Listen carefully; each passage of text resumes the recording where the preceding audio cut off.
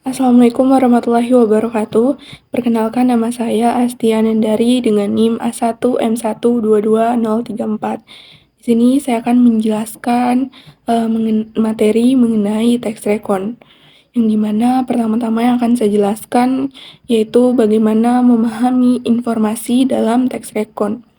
Nah, untuk tax recon atau biasa disebut juga dengan tax cerita ulang adalah teks yang berisi pengalaman di masa lalu dengan tujuan untuk memberikan informasi berupa kejadian nyata seperti eksperimen atau sejarah kepada pembaca.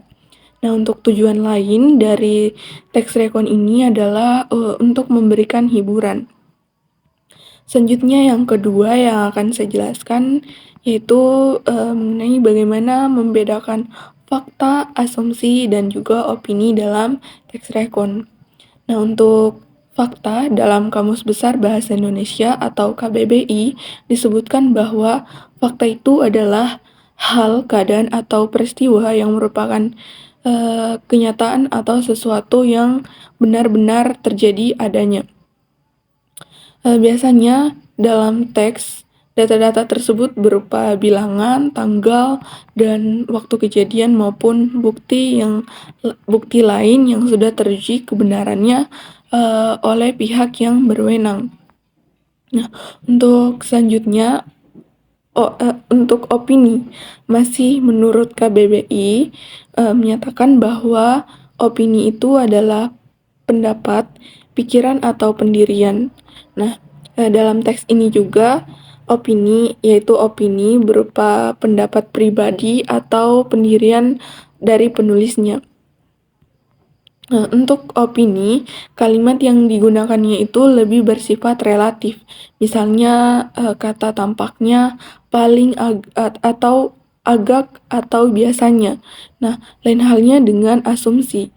Untuk asumsi sendiri, menurut KBBI, menyebutkan bahwa asumsi adalah sebagai dugaan yang diterima sebagai dasar atau landasan berpikir karena dianggap benar. Nah, dari kemampuan tiga ini, yaitu kemampuan membedakan fakta, opini, dan asumsi itu sangatlah penting. Nah, dengan kemampuan ini, kita akan mampu membedakan informasi yang sahih dan menggunakannya untuk berbagai keperluan. Dengan kemampuan ini juga kita dapat menulis atau mempresentasikan informasi dan menyampaikan gagasan kita dengan kompleks secara jelas dan akurat. Nah, selain itu, kita juga dapat mampu memilih rujukan yang tepat untuk mendukung tulisan. Nah, sehingga pendengar atau pembaca dapat memahaminya dengan lebih baik ketika kita menyampaikan pendapat-pendapat tersebut bukan dengan asal bicara, tetapi didukung oleh fakta-fakta yang kuat. Selanjutnya, pada poin C, mengelaborasi teks rekon dalam diskusi. Diskusi merupakan pertemuan untuk bertukar pikiran atau membahas suatu masalah bersama-sama. Berikut ini dapat kalian terapkan agar diskusi kelompok berlangsung tertib dan tetap menyenangkan. Yang pertama, yaitu awali diskusi dengan memilih moderator untuk memimpin diskusi dan memastikan semua peserta mendapatkan giliran untuk berbicara. Yang kedua, sepakati waktu masing-masing peserta untuk berpendapat, misalnya 5 menit. Yang ketiga, pastikan kalian membuat catatan singkat berisi pendapat yang disampaikan teman. Catatan ini berguna ketika kalian menyampaikan tanggapan. Yang keempat, sampaikan pendapat dengan menyebutkan nama laman yang dirujuk. Contohnya, dalam laman ... disebutkan bahwa ... saya sepakat atau tidak sepakat karena ... Kelima, setelah semua peserta berpendapat, moderator mempersilahkan peserta lain memberikan tanggapan terhadap pendapat teman. Contohnya, saya sepakat atau tidak sepakat dengan pendapat ... karena menurut saya ... Dan yang keenam, setelah diskusi selesai, moderator menyimpulkan hasil diskusi dan mengucapkan terima kasih atas partisipasi peserta diskusi. Dan yang selanjutnya yaitu pada poin D, menyimak rekon dalam bentuk video. Setelah berdiskusi tentang pro dan kontra penggunaan media sosial pada remaja, tentu kalian dapat menggali informasi lebih dalam tentang dunia remaja melalui internet. Sebagai salah satu sarana komunikasi yang digunakan secara luas, internet menggunakan media berupa tulisan atau gambar, suara, dan video. Salah satu fasilitas internet yang digemari para remaja adalah video. Tentu kalian tahu bahwa ada sebuah video yang menyebarkan inspirasi, ada pula video yang tidak layak untuk ditonton. Tugas kalian adalah memilih salah satu video yang bermanfaat dan menjadikannya bahan berlatih menyimak. Pilihlah video dengan durasi yang singkat, tidak lebih dari 15 menit. Kata kunci yang dapat kalian gunakan untuk mencari video tersebut adalah remaja berprestasi. Jika kalian tidak dapat mengakses internet, guru akan memutarkan video untuk kalian atau membacakan sebuah teks yang menarik tentang prestasi remaja Indonesia. Kalian akan menyimak dan memahami informasi penting yang ada dalam video. Karena itu, catatan akan menjadi senjata penting. Kalian dapat menulis kata-kata kuncinya saja atau mencatat dalam kalimat-kalimat singkat. Baik, saya akan melanjutkan penjelasan dari teman saya. Kali ini saya akan membahas mengenai teks eksplanasi. Nah, teks eksplanasi menceritakan sebab, akibat, atau proses terjadinya suatu fenomena alam, sosial, budaya, dan lain-lain. Teks eksplanasi diawali dengan persyaratan umum, diikuti penjelasan atau urutan sebab akibat, dan diakhiri dengan interpretasi. Informasi yang dimuat dalam teks eksplanasi bersifat faktual yang disampaikan dalam bentuk deretan penjelasan yang disajikan secara berurutan dari tahap awal hingga akhir. Yang kedua adalah topik yang kedua adalah mengevaluasi teks eksplanasi dalam poster. Secara umum, poster dibuat untuk dua keperluan. Yang pertama adalah poster niaga atau komersial, dan poster yang kedua adalah poster layanan masyarakat. Poster niaga digunakan untuk mempromosikan barang atau jasa tertentu. Poster layanan masyarakat digunakan untuk membangkitkan kepedulian masyarakat terhadap hal tertentu, misalnya masalah lingkungan, pendidikan, atau isu-isu sosial.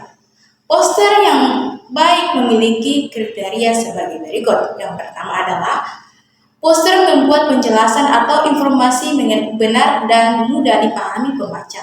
Yang kedua, kalimat yang digunakan sesuai kaidah bahasa yang benar, sopan, singkat, menarik, dan mudah dipahami. Dan yang ketiga, gambar dan warna yang digunakan mendukung pesan yang disampaikan. Dan yang keempat, poster menggunakan media yang sesuai dengan kebutuhan, misalnya kertas plastik, kain, atau poster digital. Yang kelima, poster kegiatan atau memuat informasi penyelenggaraan atau narahubung social person yang dihubungi jika ada pembaca yang hendak mengajukan pertanyaan. Yang kelima adalah yang ketiga adalah mendapat informasi dari teks eksplanasi. Langkah-langkah untuk menemukan informasi penting dalam teks eksplanasi adalah sebagai berikut. Yang pertama, bacalah teks eksplanasi dengan seksama. Kedua, pahami makna setiap kalimat yang ada pada teks. Yang ketiga, temukanlah kalimat utama atau gagasan pokok dalam setiap paragraf. Dan yang keempat, tandailah kata atau kalimat yang mengandung kata kunci. Itulah penjelasan materi dari saya. Sekian. Dan selanjutnya saya mempersilakan kepada teman saya. Assalamualaikum warahmatullahi wabarakatuh. Perkenalkan, nama saya Wade Reski Ramadhani dengan NIM A1M122112. Di sini saya akan menjelaskan materi tentang menyimak adalah kecakapan yang memerlukan konsentrasi. Yang perlu kalian pahami yaitu menyimak adalah aktivitas belajar yang aktif. Artinya kalian tidak hanya mendengar sambil lalu, tetapi berusaha menyerap informasi sebaik mungkin. Salah satu kiat yang efektif dalam menyimak adalah membuat catatan kecil. Sebagai contohnya, tulis topik video atau materi yang sedang kalian simak. Jika pembicara lebih dari satu, tuliskan namanya atau beri kode, misalnya P.1 untuk pembicara pertama, P.2 untuk pembicara kedua, dan seterusnya. Tulis kata apa, di mana, kapan, siapa, mengapa, bagaimana terlebih dulu di catatan, sehingga kalian dapat mengisi sambil menyimak. Tulis hal-hal penting yang disampaikan pembicara. Tulis ide pokoknya saja. Jangan kalimat per kalimat. Jika ada yang tidak kalian pahami, maka catat dan beri tanda agar kalian dapat memeriksanya kembali. Jika ada kata atau kalimat yang menarik, kalian dapat mencatatnya. Materi kedua yaitu materi menggunakan teks eksplanasi. Dalam presentasi, teks eksplanasi berguna untuk menjelaskan proses atau langkah-langkah terjadinya sesuatu, termasuk proses yang dilakukan sebelum seseorang mempresentasikan ide usaha. Untuk menyajikan presentasi yang baik, kalian dapat mengikuti langkah-langkah berikut. Menggali informasi dari berbagai sumber, menulis rancangan